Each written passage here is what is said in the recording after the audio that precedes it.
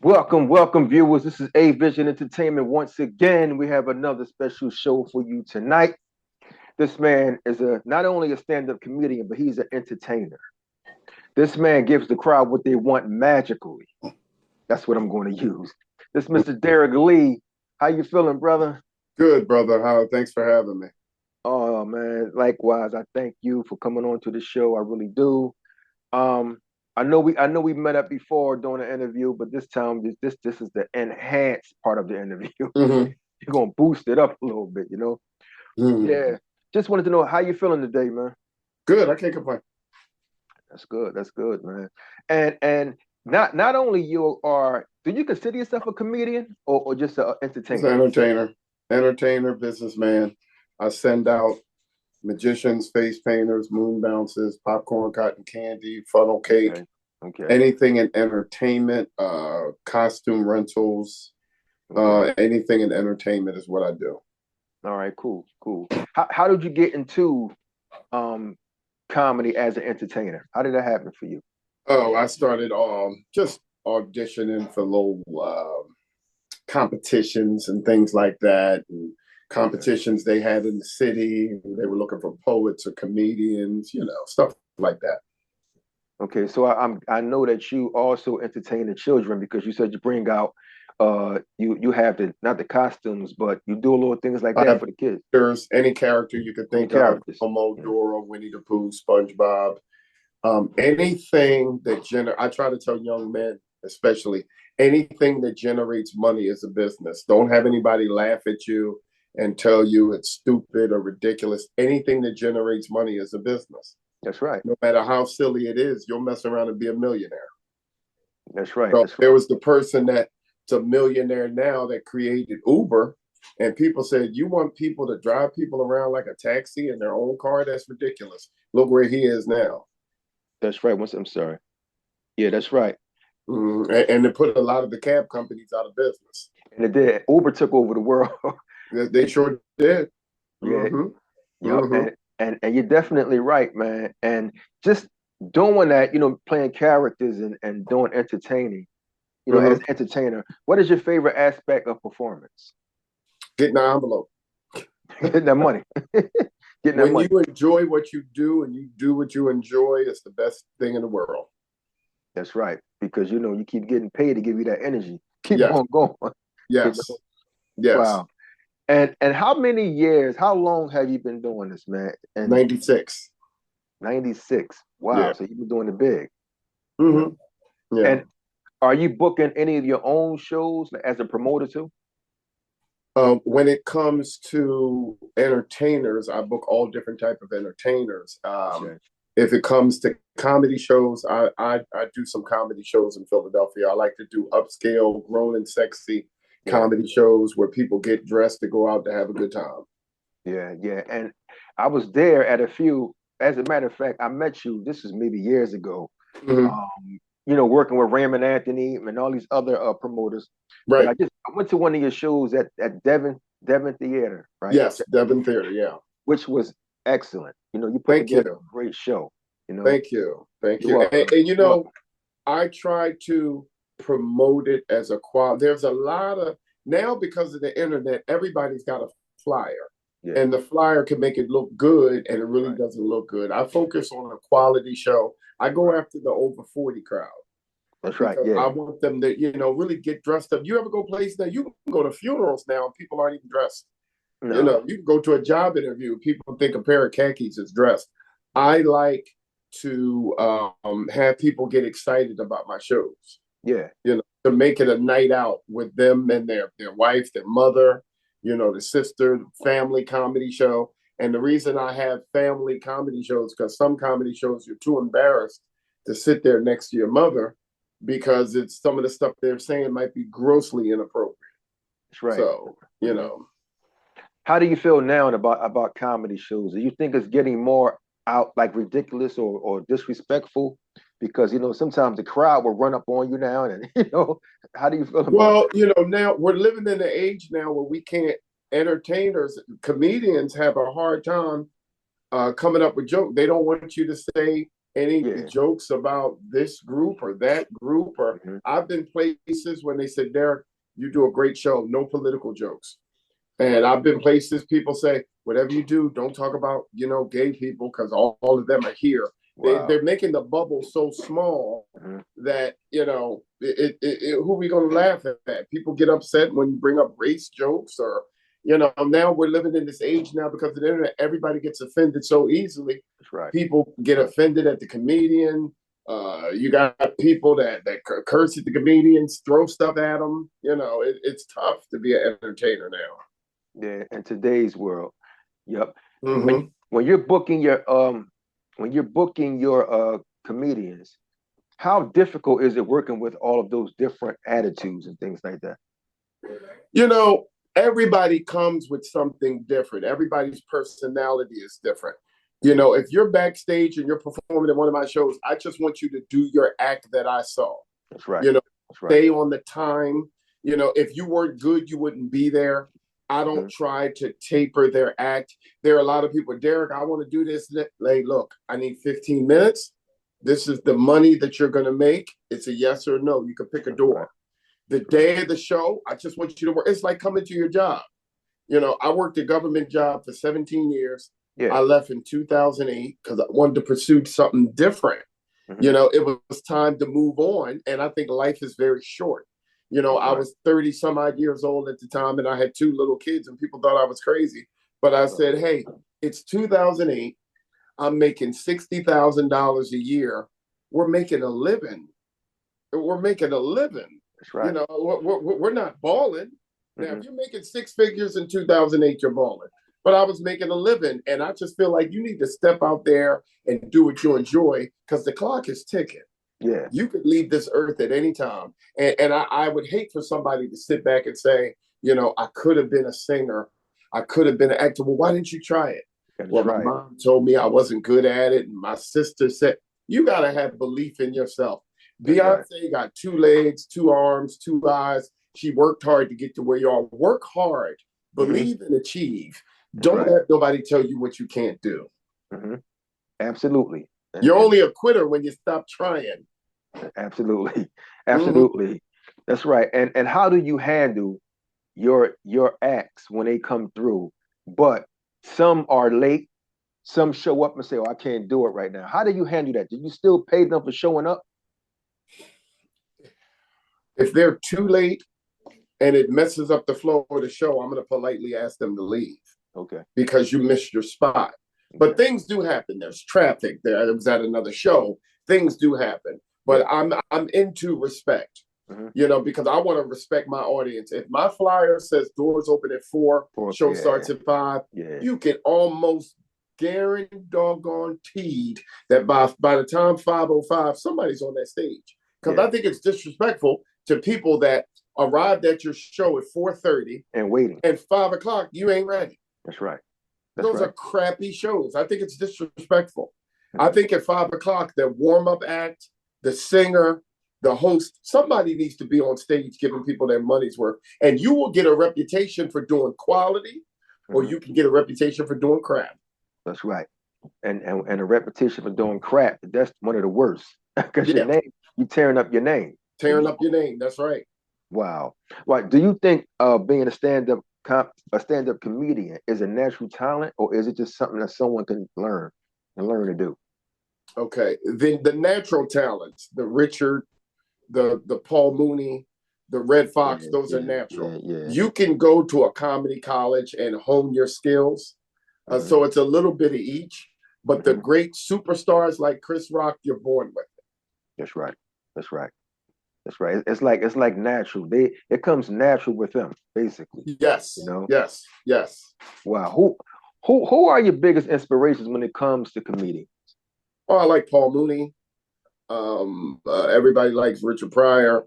I like Earthquake. Earthquake, okay. I like Earthquake. I really am a big fan of DLU. Okay. Because he takes the modern day stuff. And I like George Wallace and Joan Rivers. Oh, wow, okay. Joan Rivers, all right. Joan Rivers is really underappreciated comic if you pull up a lot of her stuff. She's really underappreciated. I never really sat and watched a Joan Rivers stand-up show. I never did. It's still some on YouTube. It's very funny. It's very different. Yeah, Some of my actors are little Don Rickles because mhm, everybody has inspiration. Because I yeah, like to have a lot of race jokes, but then I have people mhm, telling me you shouldn't say that. You shouldn't. And I tell anybody, don't have other people dictate to you what you should be doing. mhm, You're the only one that knows what's going to work for you.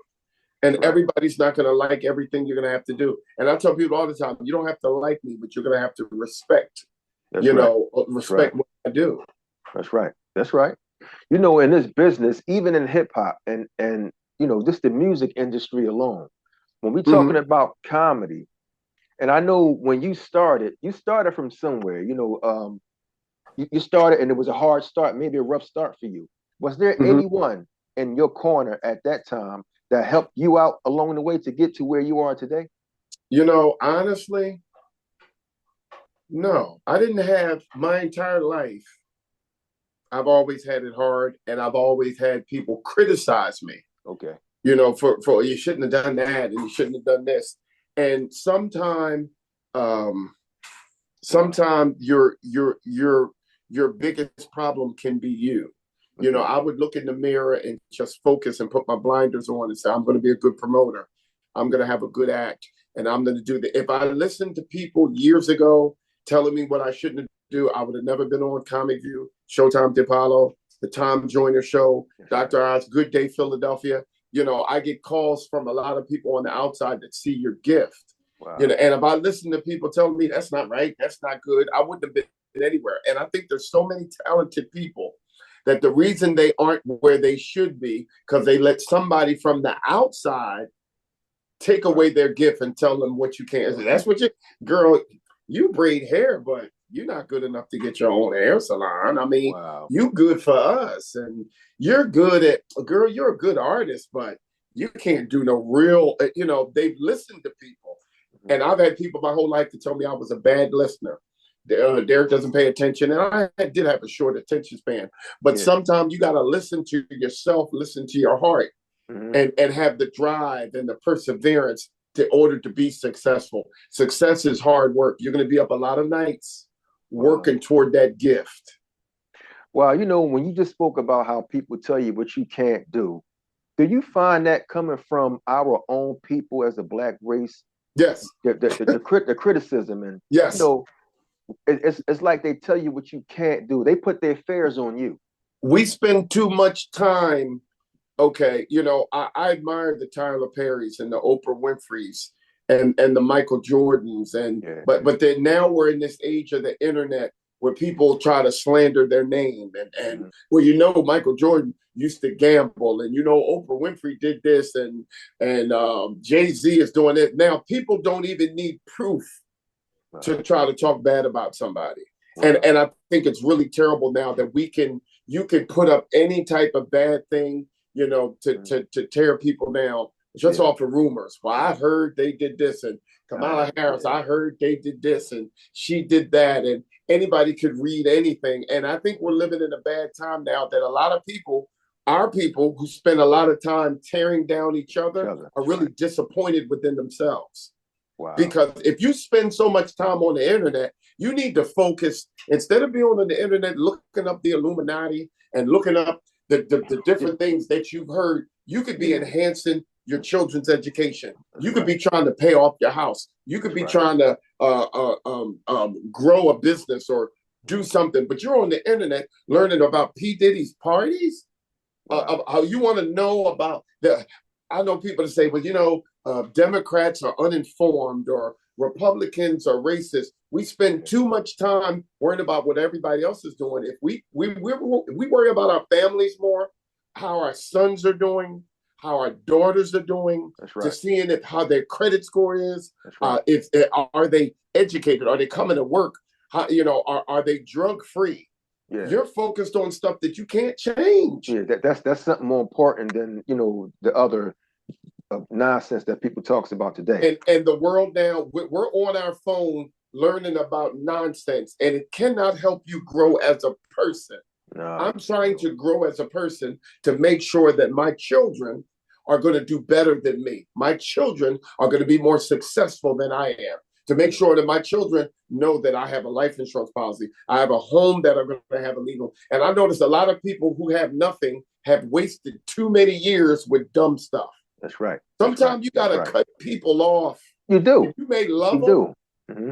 You may love them, but you realize that they're not on your level. That they're going to call you arrogant. They're going to say they think his kids are better than our kids. No, my children are just different. Mm-hmm. Well, I said my son will go to church by himself. Wow. How many boys do that? 18, 19.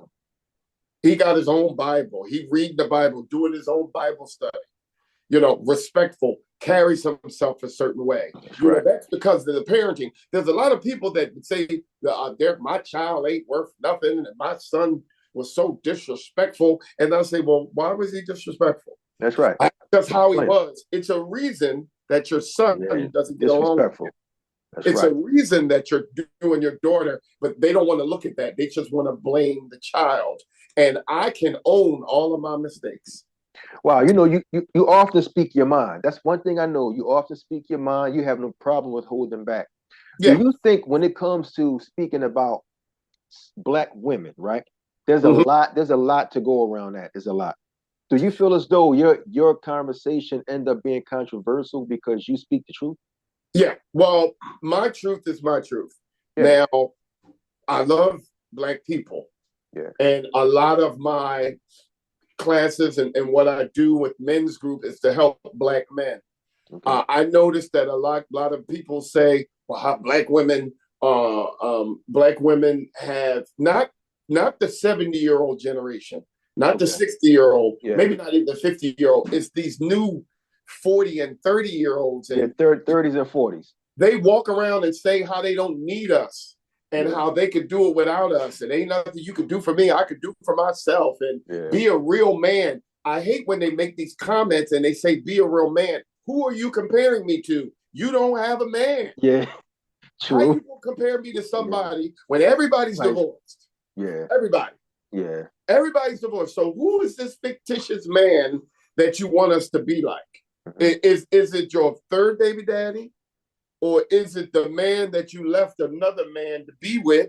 Mm-hmm. Or because you the side chick, you've been the side chick forever. So who are you comparing me to? But then also, and I love my people, when you have African-American men who do what they're supposed to do, who don't have any prison record, don't have a problem with drugs, don't have a problem with alcohol, always had a job, they will get criticized more than the brothers that's been in and out of prison, that made all kind of mistakes. They'll sit back there and say, Uncle such and such, oh, he's all right. He's doing good. Yeah. But the one right here, if we get accused of something, we did it. No proof of all. That's right. Well, he thinks he's better than us anyway. So it happens. I don't know why we have that inferiority thing about us. But the brothers that's out here doing what we're supposed to do, we get trashed, we get torn down. And a lot of times it's by our own people. It's from our own women. You could be a good husband. You could be a good father. People won't support you and stick up for you. No. Oh, he think he perfect. That's right. I was like, no, that's a good brother right there. He think he better than everybody. No, that's a good brother right there. Well, I heard that he was on drugs. You heard, but do you have any proof? Well, I heard back in the day he was a thief. Do you have any proof? What are you talking about? That's right. So a lot of people that are unhappy with themselves are going to go after other people just because they have nothing else to do. And that is mainly from our own people, man. You know, that's what I see. That's what I'm getting. Oh yeah. You know, it's like go ahead. No, and when I do my shows, I get a lot of support from the 50, 60, the 70-year-olds, and most of my older women. Yeah, and it's a shame. Most of my friends have passed on. Yeah. You know, because I had a lot of friends who were 60 and 70 and 75 and 80. I didn't really have a lot of friends in my bracket. I had a lot of older people I was cool with, and they're starting to pass on. Yeah. You know, and it's sad that I have to sit here and see that. But I noticed a lot of my generation, we are the crabs in the barrel. Right. You know, they don't want you to have nothing. They don't even want you to have a compliment. Yeah. You know, you can't even catch a cold. They don't want you to have nothing. So, and it's tough, because my generation, I think, is just angry. And there are a lot of angry African American women that degrade their own men. What do you think it is? Why do you think that our women, Black sisters, are so bitter and angry? Okay, I will say this, and this, I think a lot of our sisters have suffered some type of abuse. Well, and when people say, do your research, I have my own research where 37% of women suffer physical, verbal, or sexual abuse. 37%. That's more than 1 in 3. It's more than that because there's a lot of women that ain't going to talk about it. They ain't going to raise their hand. Yeah. The majority of the women I know have suffered some type of abuse. And the majority of the women that I know have not been to therapy. That's another thing. No, we ain't going to therapy. We're not doing that. How accurate? I'm sorry. How accurate do you think therapy is good for for a person like our Black sisters? I don't know. I'm just saying from what the research from some of my doctor friends, it's healthy to be a part of that. I go to a men's meeting, a couple of them, because when we sit around and talk, we just here to encourage each other, and we sit around and talk about home ownership. Yeah. We sit here and talk about life insurance and creating your goals, because some brothers are dealing with depression, and we don't want to talk about that we deal with depression because it makes us look weak.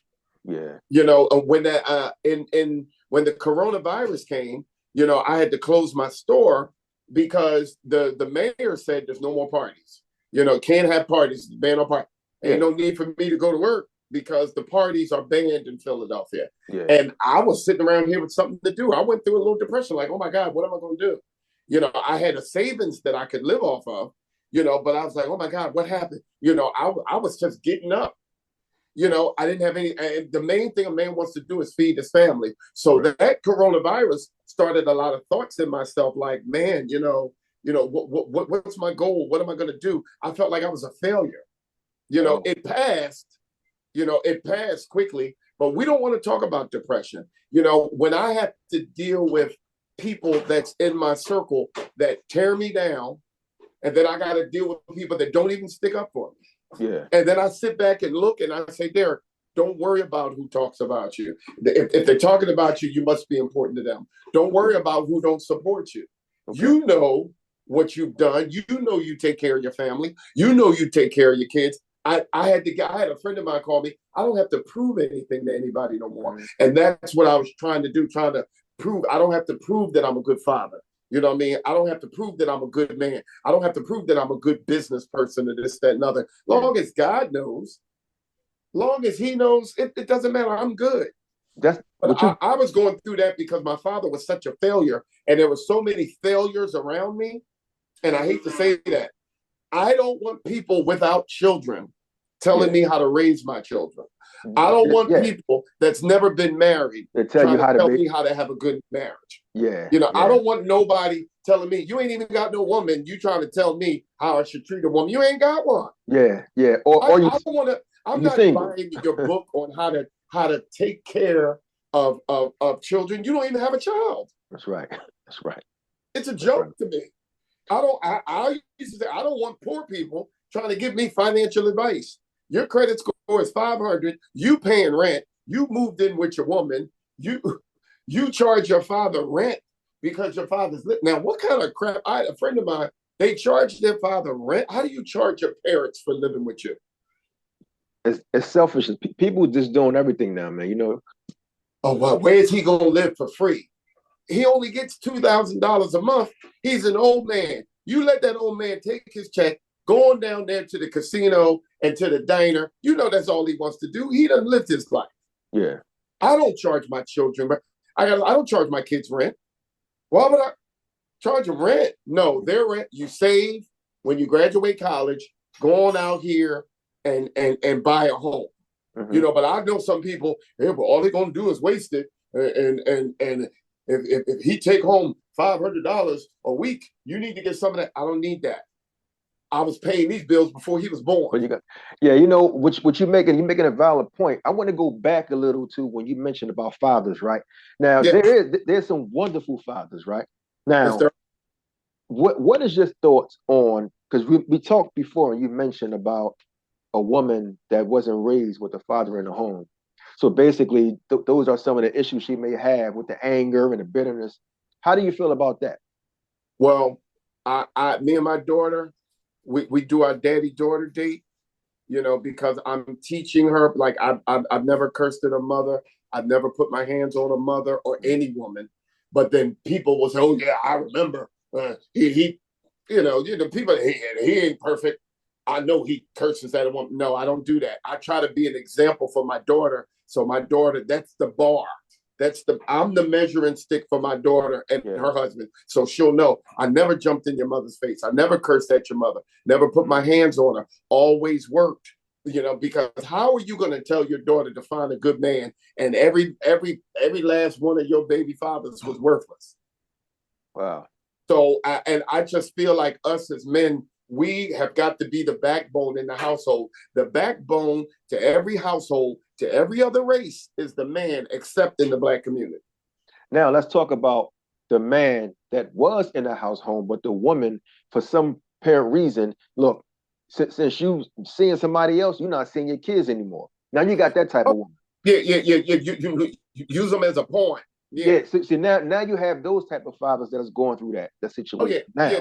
They use them as a pawn. They're wrong. But I always, and I try to tell these young brothers that talk to me, say, Mr. Derek, this, Mr. Derek. I said, look, pay attention to the relationship that a young lady has with her father. Pay attention to that relationship, because that relationship, if she don't respect her father, chances are she ain't gonna have no respect for you. And if the father's not around, they're dangerous. Dangerous. Not all of them, but it's dangerous. Yeah. Dealing with a woman, how you gonna expect a woman to marry you and respect you? She ain't respecting a man her whole life. Mm-hmm. Her whole life, she never had respect for anybody. But you want her to come in here and say you the head of the household and you the king and all. No. Yeah. That is definitely sad. It's a sad situation on both parts. With the father being there. Sometimes you can be a good father, don't even be acknowledged. They don't even care. Oh no. You'll still get cussed out in a house home. You're a good father. So well, that's why I encourage men, never move in with a woman. Yeah, never move. Yeah, that's right. Never, that's right. Get never your own place, or you get it together. You either buy the house together, or she can move in with you. Never move in with another woman, because that woman right there has power over you. Were you ever married? I'm still married. Okay, you still married. All right. Yeah. But I'll tell you this: I can't move in with her. I bought this house. I made sure my credit score was good. Yeah. But I can't move in with her. Oh no.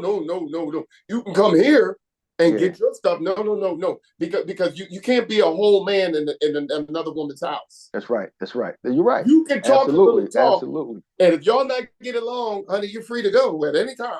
Yeah. Wow. But when you have a house, they're not trying to do that. But if that woman had that house before you moved in there and you move in, she can tell you to do whatever. And she'll tell you too, I had all this. Ain't nothing. What's the lines? Ain't nothing he could do for me. I can't do for myself. That's right. I'm a strong Black woman. We don't care how strong you are. Can you cook? Can you clean? Does my mom like you? It is my job to take out the trash. It is my job to cut the lawn. It is my job to make sure I maintain if the doorknob is coming off or something need to be. It's the man's job.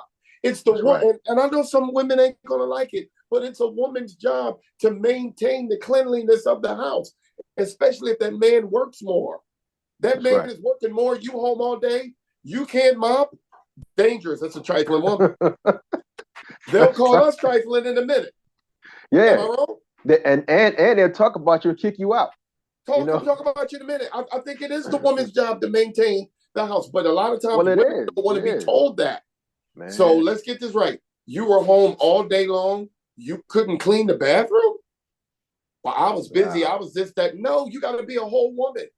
I don't like when women tell us to be a whole man, because if more income is needed, they looking at the man. That's right. I pay every last bill in this house. That's right. And I tell everybody, don't open my mail. Electric, gas, phone, water, cable, AAA. It's yours. It's personal. Life insurance, State Farm insurance, nationwide insurance, the cell phone bill. I got 14 bills that come in this house. And I tell everybody, you open the bill, you gonna pay it? That's right. That's my job to handle that, because I don't want you to worry about all that. That's I right. don't want you to worry about any bills. I want the man now. If financially the man can't handle it, things happen.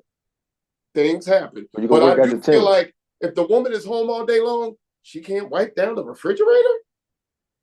I was busy. You was busy all month because let me tell you something. When it's time to Wow, man. shovel the snow, they looking at us. Because we got to get out there and do it. I got to shovel the snow. I got to cut the grass. I got to do what I got to do. The men take out the trash. That's right. Well, I need you to be doing. See, we ain't even got to go there. But what the problems we have is now is people don't want to know their role and they don't want to be told their role. Right. Nowadays, because we have too many women that act like men, too many men that act like women, and too many young people that act grown. Yeah, everything is reversed. Yep. It's reversed out here in this world. Oh yeah. You know? And how do you find happiness and success? How do you define happiness and success? Happiness is okay, what do you enjoy? I enjoy movies. I enjoy eating. Okay. I'm 6'1", 205 pounds. I love a restaurant. Yeah. I love a movie. Mm-hmm. I love paying my bills on time. Now, I found happiness within myself because I do what I enjoy. Okay. Entertainment, being a manager, being a business owner. I love when people call and say, hey, I need a moon bounce. I need a popcorn machine. Can you do that? Oh, sir, we're going to take care of I need a 360 video. Or what they call it, the the little. That's what it is. 360. I need this, that, number. I love being my own boss, my own manager. It's a beautiful thing. Now, I respected working for the government for 17 years because one thing I wanted to make sure I always had leave. I always showed up to work on time. Okay. But sometimes your best business owners, your best entertainers, they're never the best workers at the job because they have that third eye. Okay. I remember I used to look out the window and say, man, all I need is one phone call. One phone call, my whole life will be different. So sometimes your worst employees are your best business owners. Wow. Think about it. Think about people that you work with and they started their own business. Mm-hmm. Now, and I respect the Asian people. How many Asian mailmen have you seen? How many Asian bus drivers? They come to this country. They got a dry cleaner. They got a restaurant. They are groomed into being businessmen. And I admire it. I don't take it away. I'm not hating. But I'll be like, wow, you just got off the boat 3 years ago. You own your own house and you got a nail salon. It's funny you said that. I'm sorry, you mentioned you've never seen an Asian driving a SEPTA bus. I have never seen that in Philly. You don't see them at Walmart. They don't have a Walmart. They got their own discount dollar days. Yeah. That's Wang's right. discount dollar days. And right. I'm in there buying the little stuff that I need off of him. That's right. I admire that. I'm not knocking it. I sit back there and say, wow, he just got this country. I'd like to leave something to my children and my children's children. They train themselves up to be owners. Mm-hmm. There is a lot of money being spent in the Black community. There's a lot of money being spent globally. We are the biggest consumers. We spend more. If Black women didn't buy hair for a year, a couple of them hair places is going under. Turmoil, like it's over with. It's going under. Let's say every Black woman in the world didn't go to an Asian salon. That's right. They only went to a Black salon. We spend a lot of money. That's right. And I'm not saying that's a terrible thing. If you want to look good, that's fine. Try to spend it in your own community. Yeah. I'm trying to tell people, instead of booking this company, you should have booked me. Give me a shot. Wow. I've had a lot of people that give me business over the years. I've had a lot of people in my circle. When I left my job in 2008, my good government job, I found out there were people betting that I wasn't going to make a year. Because in the government, they say you could come back in a year. And people say, oh, he ain't going to make a year. I bet you $20 he'd be back. Now, y'all placing bets? Wow. How about the applause? He got to, then somebody said I was getting investigated for something illegal. That's why I left. I said, no, 60 grand, we're making a living. We're not balling. We're making a living. I just want to do something different. But your own people won't applaud you and say, I'm proud of you. My father never told me he was proud of me. He loved me. No. Never. He was going through his own issues. I had a lot of people around me. I remember one time, make sure you don't say too much about what you're doing on the outside. When people ask me how I'm doing, I always got a story. But Derek, what's going on? Oh, well, we just was at the Devon Theater, almost sold out. It was a great show. You can't say that around people that are insecure. Certain people. They right to them you're bragging. So they take it as you. But now I tell people success will quiet the room. I don't say anything about my shows. I don't say too much when I get around certain people. I don't really want to say too much. They know they can look you up. They know what you do. They see you on Facebook. I've had people, they go on my page, but they don't tell me they on my social media page. Yeah. They done seen all of these interviews. Where you getting these interviews from? People are calling me. I call them type of people sneak peeks. They just watch. They want to see what's going on. Yeah, they just want to see what's going on with you, especially if they're an enemy. They just have to watch everything you do. They watching what you're doing. They watching what you're doing, and this is how you know you intimidate people. It's like they want to get together with the family, but they don't want to see you. That's right. I can't help it if you failed. That's right. Let me tell you something. I think I'm a good parent, but if my children's fail, is a part of that is going to bother me. I want to give my children all the knowledge that I could give them to make sure they don't go down the street that I go on. I want to make sure my daughter does not have insecurity issues. That's right. I want my daughter not to need a husband. I don't want her to have to move in with people in order to pay the bills. Just because you got 3, 4, 5 kids, I want my daughter to want a husband, but I want to make sure financially she doesn't need a husband. She doesn't have insecurity issues. I don't want her to walk around angry and first of all, this, that. Oh, no, I've told her all the time, I don't want to see you. I don't like profanity from women. I think it's trashy. I've had her, well, let me tell you one mother. That's how you talk. That's how, I think it's filthy. I think it's disgusting. It is. Since we on that, that attitude, here we go with the attitude again with our sisters. Yep. How do you feel about Black women and customer service? When you try to call or if you walk up, you can see them behind the desk. You just ask them a question, and they're just like they snap on you. Or you can tell by the body language that they mad about something. Why they need to get into, I call them ABWs, angry Black women. Some of them. I've experienced a ton of nice. It's a shame. You remember the bad experience. That's right. I think I read somewhere a bad experience mentally will stay with you for 7 years. A good experience you could forget about in 2.5 years. You remember that restaurant that burnt your food or the waitress was terrible. It's 2025. You remember that in 2018. But that good restaurant, remember, where did we get that steak? I don't know. Where was it at? Flames? You forgot because it was a good experience. But I ran into a ton of women who were good. Yeah, me too. There is a percentage of people that walk around, they just angry. Yeah, just angry. You're right. Because I have talked to a lot of good customer service reps, and it's been good, but it's been bad too. I had some bad ones also. That's right. So and you also spoke about getting a phone call early. You said you couldn't wait. I guess you prayed for a phone call that would change your life. You said that maybe like 5 minutes, 10 minutes. One phone call can change your life. You got to go out here and you got to take all of the seeds that God gave you, you plant it in the ground and sprinkle some water. Those are the phone calls. And just wait. You got to keep working the field until the crops grow. Some people say, well, I'm just going to pray to God. Yeah, but you got to go out there and do the work.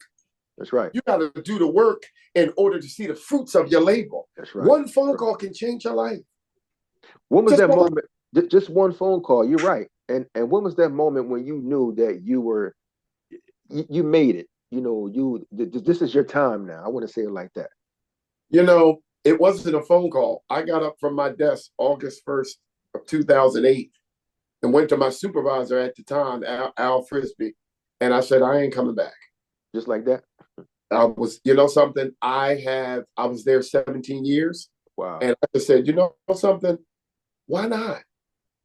Go out there. If I fail, I fail. I can get another job. But you tried, yeah. Right. It's like going to the plate. You're going to strike out more time, but you're never going to hit the home run if you don't go to the plate. That's right. Stop worrying about, and I still have other people tell me, I can't worry about what other people say or how other people feel. But I know that when I see my children is the fruit of my labor. And it's a beautiful thing to see your child not have low self-esteem. You see your child to not suffer any type of abuse. To see your child given the love that you never gave. Let me tell you something. I never went to my 6th grade graduation or my 8th grade graduation because I couldn't go. I didn't have anything to wear. I didn't have shoes. I didn't have slacks.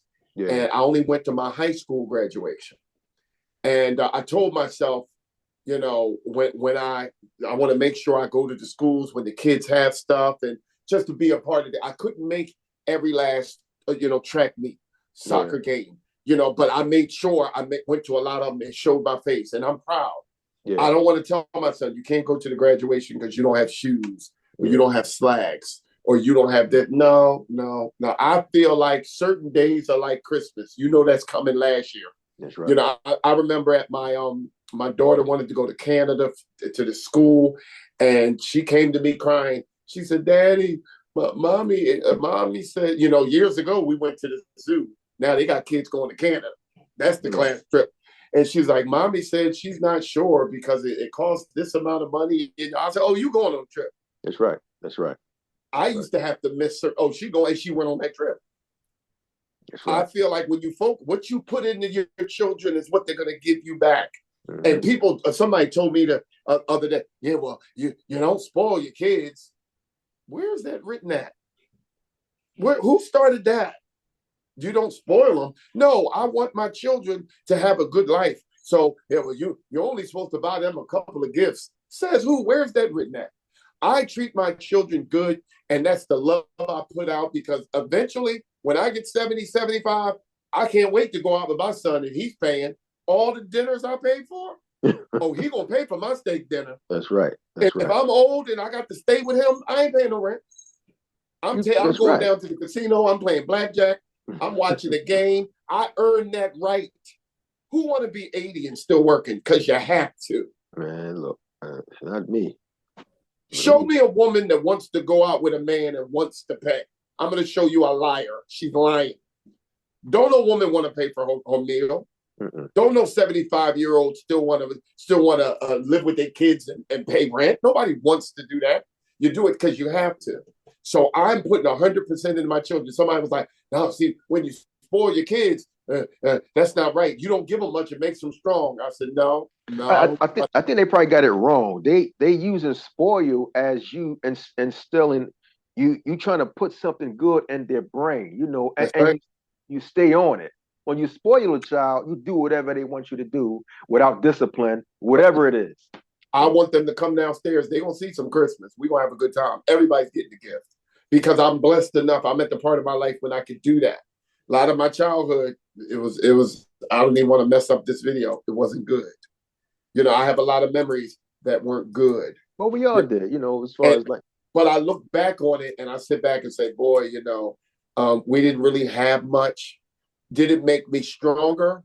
Yes. Did it make me work harder? Yes. Because I wanted to make sure that would never. Okay, let me tell all the brothers that's watching this. One person can change 3 generations in your life. That's right. You can be married to a woman and physically abuse that woman. That's 1 generation. The kids see it. You done jack the kids up. Now they doing it. And now they're doing it. They're using it. They're cursing at the children and beating their children, putting their kids out. No. And what one man could fix 3 generations. I want to make sure I treated her good, gave her a great life. That's right. Make sure that my life insurance, my credit, so then when I'm not here, the kids is going to be good. The kids saw what kind of father I was. They're in turn to be a good parent. So I'm fixing, because there is generational curses. It is. You got to break it. I know a woman. She was in an abused relationship. In turn, the daughter was in an abused relationship. In turn, the mother was insecure, married a worthless man. The daughter, I can't believe she did that. I said, I can. You did the same thing. Wow. So you got to know what your issue is and own it and look it in the mirror and say, this is how I'm going to fix this here. This is what I'm not. And I encourage men, when a woman gets up in your face and say they're going to hit you, get the car keys and come back. It ain't worth it. Yeah, it's not. There are some crazy women that It is. enjoy getting up in a man's face. I heard there's women that That's enjoy right. That's making a right. man try to hit them. They like the controversy in the household. They're not used to having a quiet house. Some of them a little crazy. Yeah, they don't like peace. They Some don't like the women peace. hate peace. They hate it. You They know. don't like them. They're not used to it. Why are you so quiet? Girl, I'm watching a movie. What in the world? I'm watching. What you thinking about? I'm Yeah. thinking about the movie. And So yeah, these a are lot of only. I'm sorry. Yeah, these are only experiences. That yes, you and I both went through. You know. yes.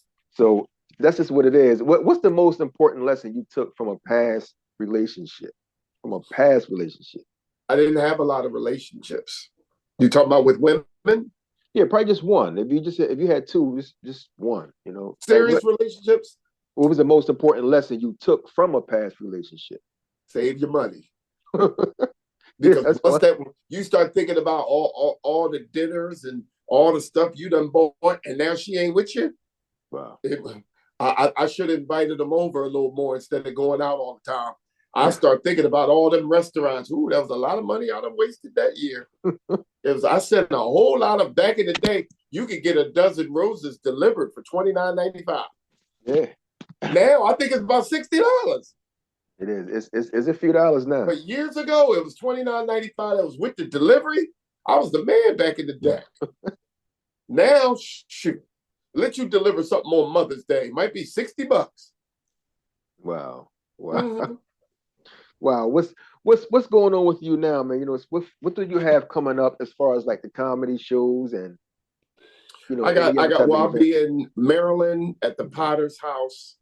I think that's March 1st. Wait, in Texas? Well, what part of this house? It's a Potter's House in Maryland. I'm Oh, performing. Maryland. That's right. You said that. Okay. It's one in Maryland. I got a bunch of shows lined up. Thank God for the shows. So whoever sees this, you want clean comedy, entertainers, please reach out to me, Derek Lee Philly. But getting ready. I'm starting my preparation for my Mother's Day show. Okay. And people look forward. Father's Day, you could go into any restaurant, sit anywhere you want to. Mother's Day is a 3-hour wait. It is. So people look forward to taking their mother out. So Yeah. I'm going to have a Mother's Day show with the all-female lineup of female singer, female poet, female piano player, female comics. And I want it to be affordable. I hate seeing some of these prices, $45. $45 is not the end of the world. But when mothers go out, you take out your mother, and you can't take out your mother without taking out your wife. That's right. And then you might be a grandfather, you got to take them out. The whole family come to it. It gets to be costly. So I try to keep my shows $30 or less, because $30 is reasonable. Yeah. $25 is reasonable. $20 is really reasonable. So yeah, I have shows coming up. Some of the stuff I can't really talk about when you have TV shows that call you, or I remember I was getting a reality show called Meet the Leads. I was so disappointed because Lifetime Network came in and they set up cameras and they said, Derek, we've never seen an African-American magician. Your wife is an African-American clown. Y'all got 2 beautiful kids and you got a store and I was like, oh man, a reality show, and it wasn't meant to be. But I appreciate all the people that have called to say that I was TV worthy. Yeah. And then I'm working on a book just about my life. And I told somebody I was working on a book and they started telling me, make sure I ain't in the book and this, that. I'm like, what do you, because some people know that they've done you terrible. Yeah. Well, when you have people that call you they know that's the guilt talking. That's right. That's right. It's the guilt talking. You weren't never supportive of me. That's when right. I was trying. I mean, you laughed at me. I remember when I started doing the kids' parties as a clown, somebody said, yeah, one of your people near me say, oh, that fits. He wears a clown suit. That's perfect for him. Oh, but wow. not long after that, they needed to borrow money from me. Wow. And I wanted to tell them this money that you borrowed was from that clown suit. But I didn't bring it up. I didn't turn the screws. But you wanted to. Oh, I wanted to so bad. Sometimes when you carry anger and animosity, it's not good. I'm just getting to that point where I got to let some stuff go because I feel like I have been treated wrongly. I have been accused of stuff. Nobody sticks up for me. You stick up for all the losers. All the losers get stuck. My own people don't talk up for me. Say, oh, man, Derek ain't like that. Yeah. Derek never. Oh, well, I heard Derek did X, Y, Z. Derek ain't never did that. Okay, I'll tell you something. My wife's brother, something happened where there was an altercation with his ex-wife, and Yeah. something got out saying that he either was something happened. Something, no, I wouldn't even say that, but somebody said it was an allegation of he might have slapped her or something like that. Yeah. And immediately, my wife said, "My brother ain't never put his hands on a woman. Why would he start now?" I respected that so much. That's right, because she took up for him and she wasn't negative about it. Yeah. Oh, her mother shut it down. And she was like, "I don't have to be there. I know my son." And I was like, wow, man, I had people do work in my house and they say Derek didn't pay me. People believe it. Yeah. Well, Derek, I know how cheap you are. Man, I always pay people for doing. Why are you hating on me? I was like, dude, I gave you your money. Mm-hmm. But it's kind of like people just want to chip at you and tear you down as much as they can. They find enjoyment in it. But I let all of that go because the people that tear you down the most is in the same position that they were in, or they're doing worse than you. And haters are never higher than you. No, plus they want to believe that that's true what you've done. A person wants to believe that this is what's said about you. Oh, wait, we believe it. So now here comes the recruitment stage. That one person can recruit 1 million people to go against you. And you'd be surprised if someone will at least speak up and say, no, he's not like that. You might have one out of 1 million. But everybody else that also know that you're not like that, they want to believe it anyway. So it's like, wow, People ask why I always talk about black men and it's women. And I say, because when you are an African-American man and you are partially successful, people tear you down. That's right. And nobody sticks up for us. That's right. And I'm like, yo, you let them say that about me? That's right. When I don't know what goes on. I wasn't there. What you mean? And when that happens, your relationship is never the same with that person. You look at them with the side eye, like it's over. It's over. I can't believe you let them. I'm supposed to be your.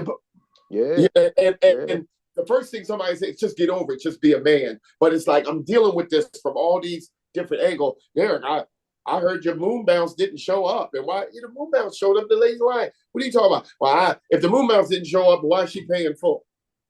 Oh, I heard it was really late. They love hearing bad stuff about you. Negative, but the good negativity.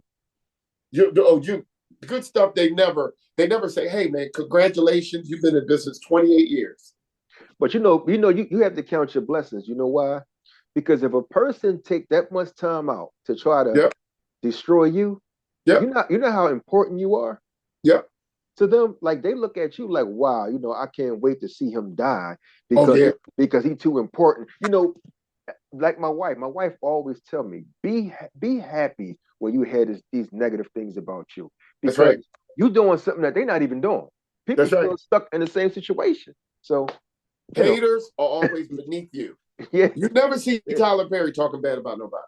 You never see Oprah Winfrey talking bad about nobody. It's all the people that's shooting the arrows toward them, and I admire Tyler Perry. I admire Oprah Winfrey. I admire these people that stepped out there. So Oprah Winfrey 40 years ago, and that she had her own magazine, her own television show. It's beautiful. And I see them and I'm like, wow, that's what I'm talking about. They had an idea and they ran with it. Mm-hmm. But sometimes you got people, you want to do what? Man, look, just be glad you got this file clerk job.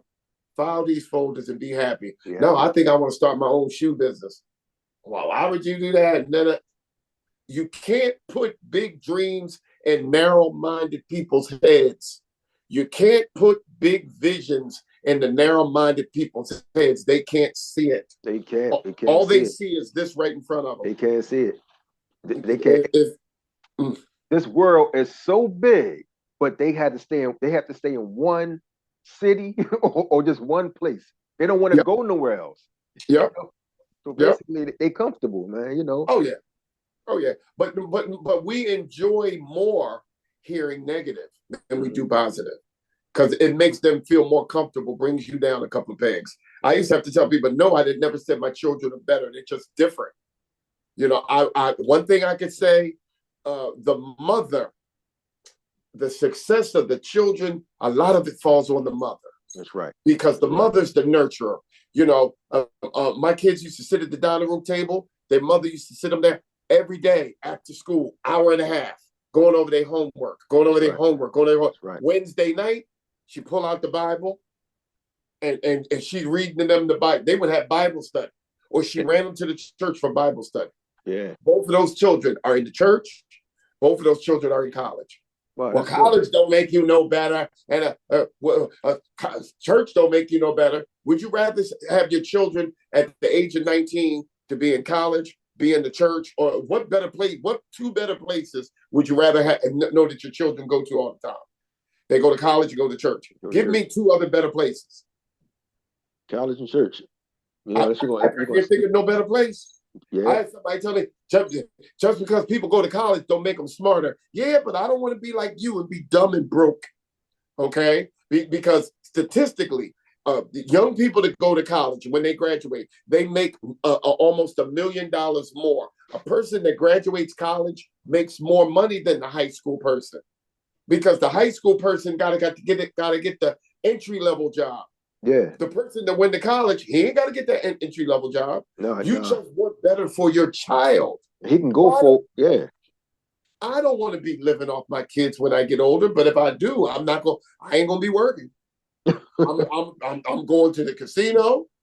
I'm sitting here watching all the games. I'm being in the kitchen, making my little lemonade, doing nothing. That's right.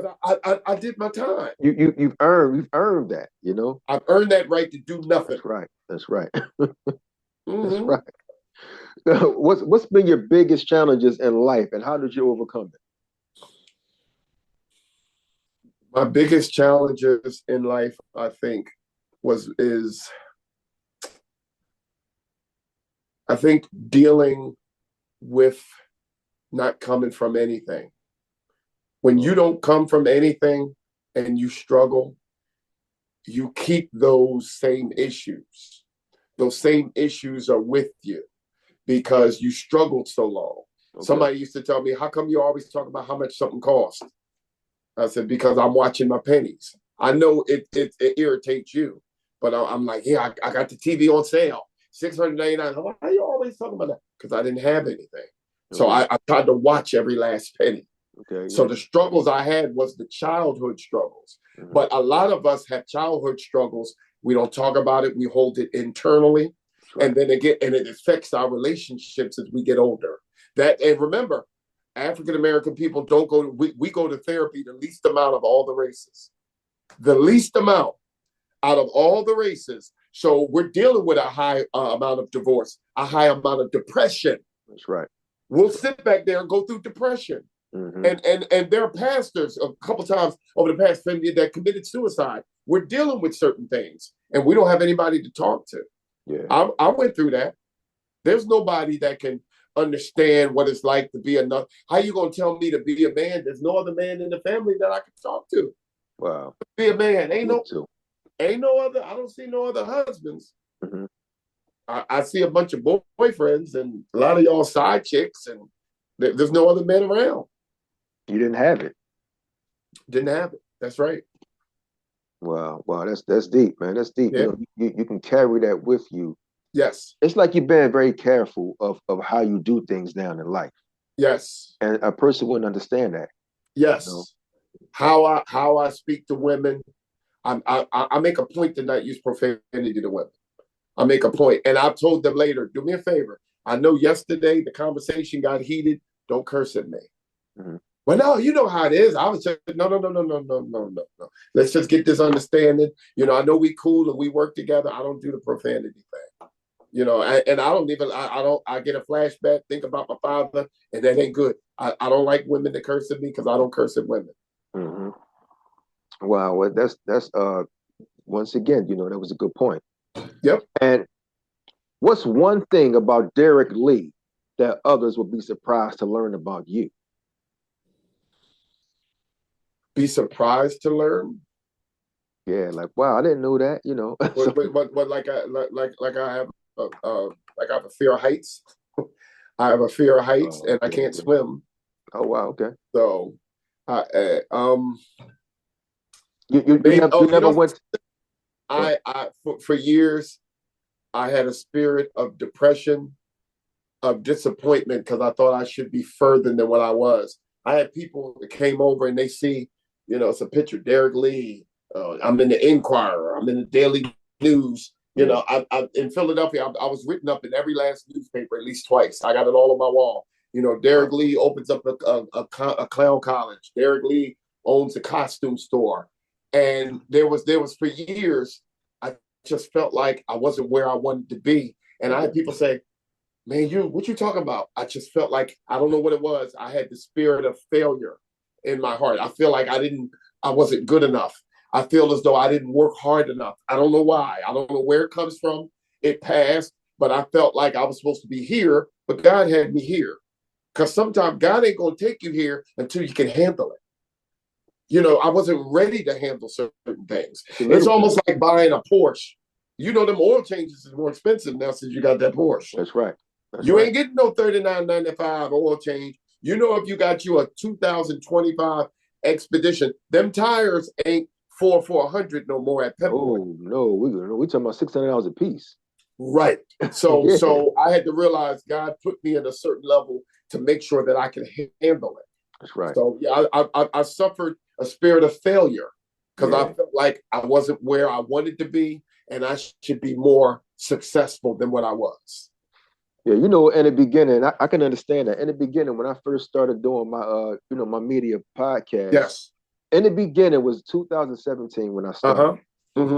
I didn't really have big people on my show, but right. I was happy to do what I was doing, but I needed those people.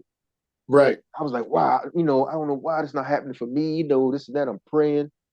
I just had to wait and sit back, man. And once I did that, I'm like, wow. I look back on my YouTube and see how many people I've done. I forgot about. I'm like, I did this person too. I'm like, wow, yep. the Whispers or the OJ. I'm like, wow, all these people. Yep.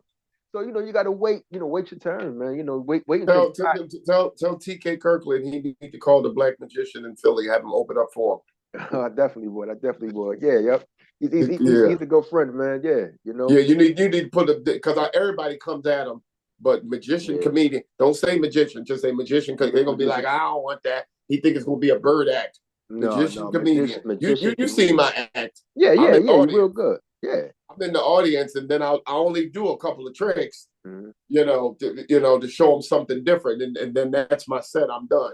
But yeah, I always wanted to work with him, Yeah, I definitely, I run it by him too. And every show, what you talking about, I have watched you interact with the crowd. Like this. Yes.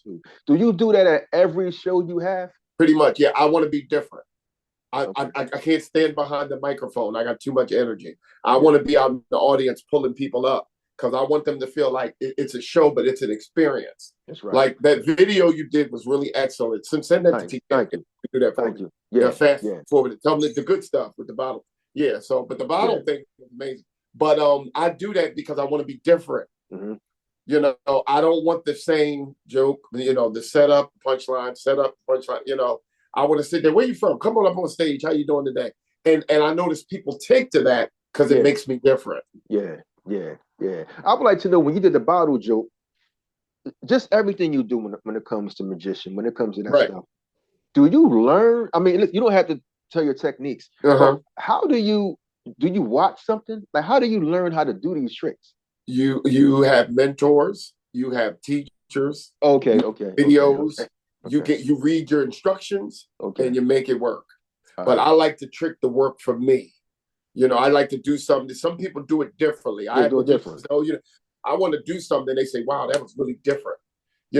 African American people, a lot of them have never been to a magic show. Yeah. If you ask them, you want to go to the movies, you want to go skating, or you want to go to the magic show? A lot of them would be like, magic show? Girl, let's go on here to movies and go skate. We don't know nothing about that. So when they see me do it, I got clowned by some comedians before.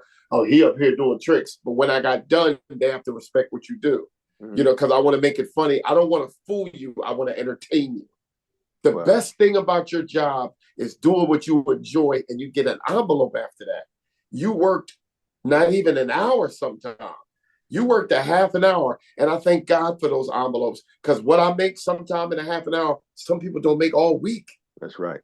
That's Off right. of doing tricks, and the people laughed at you and told you it was stupid. Here he come doing tricks. That's kiddie stuff. But you work at the post office and you make good money, but I'm doing just as good as you, and I'm doing what I enjoy. You're doing. That's the thing. You are doing what what you enjoy, and Correct. you get a standing ovation at your shows. Yeah. So right then and there, you're doing something great. And I thank God for that amount of people. How many people could do a show and it holds 420 people and the place is packed? That's right. That's right. And I thank God for those people. That's why at the end of my show, I go to the door, I'm shaking everybody's hand. Yeah. They didn't have to support you. I tell people all the time, at the end of the show, why don't you speak to the people? Oh man, I ain't doing that. I'm going to the bar. No, I'm standing outside. Hey, thank you for coming. I appreciate your business. They could have done anything with their Saturday night. That was great, man. That was great. And you hug the people, you take pictures with them.